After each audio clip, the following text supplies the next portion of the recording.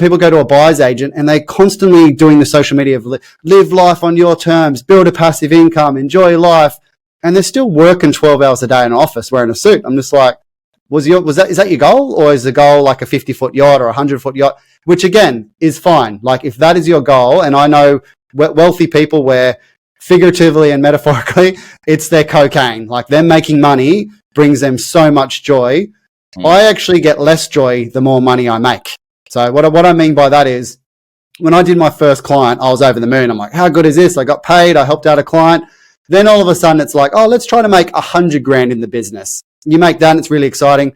Then the next step is, should we go 200 grand? And then the next step, it starts going exponential. It's like next is 500, then it's a mil, then it's a 2 mil. And every time you reach one of those targets, you're just like, why am I not getting happier? It's actually getting sad. And I actually had the same thing in my personal portfolio. I remember it was around property number 6 or 7. I bought it. And after signing the contract, I was like, oh, this is going to be an absolute pain in the bum, another property to manage. Whereas shouldn't you be happier when you're buying a property? And I was kind of getting a negative connotation. And that's also what changed my strategy. I was like, okay, I don't want to have 50 properties. Let's get some good quality ones, pay down strategy and start actually enjoying life.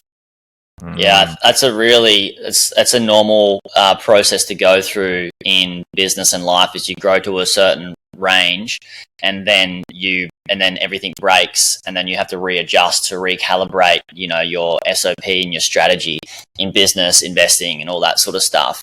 And I think it's really relevant, and I'm glad that you mentioned that, Steve, also about, somebody saying, hey, I want what you have, you're overseas, you're earning money through a passive income and doing a bit of work as well on the side. Like, I want that.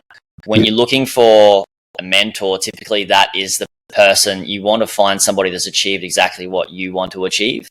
And then that goes with a buyer's agent. You want to find the person that has bought those properties and achieved those results in those properties for other people, maybe for themselves, but certainly for other people, so you know that they can do it for you as well. And they're the sort of questions I guess you should be tailoring towards your buyer's agent on, like, this is my goal. I think this is the right strategy. Maybe you can help me make sure it is the right strategy. And then, have you done this for other people before and what are the results? Yeah. A couple of my pet peeves with buyer's agents are, the first one is when they say, oh, we're doing this to give back. And I'm like, well, you wouldn't be charging 15 grand a pop or 7 grand for your course if you're doing it to give back. So why are you lying? And I'm brutally honest. When people ask me, they're, oh, Steve, if you don't have to work, why are you still doing this? And I'm like, it means I get to fly business class and first class everywhere I go. It's cream on top. And I enjoy property. Like, I enjoy working 4 or 5 hours a day. I will never work 12 hours a day. So it's cream on top to what I already enjoy. So why would I not do it? And then that's pretty nice. Like, there's a money incentive, and that's part of business. I'm going to give you a good service, hopefully do a good job. You're going to pay me money and then get you on number 2, number 3, number 4. So that's the first pet peeve. The other one is when you follow a buyer's agent with a large portfolio.